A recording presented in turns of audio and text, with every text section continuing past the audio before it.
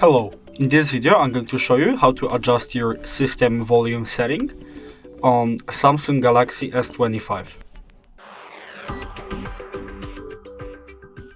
Okay, so the first step would be looking for the volume settings. My favorite way to do it is to go into the quick access menu by sliding down on the upper right corner and holding your finger down on the speaker icon. Here, press the volume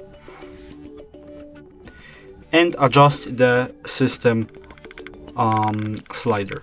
And now this will have an effect on, for example, using your notes, because if you're going to see right now, if we type, this will have an effect, for example, the typing sound and little audio cues while operating, for example, the settings.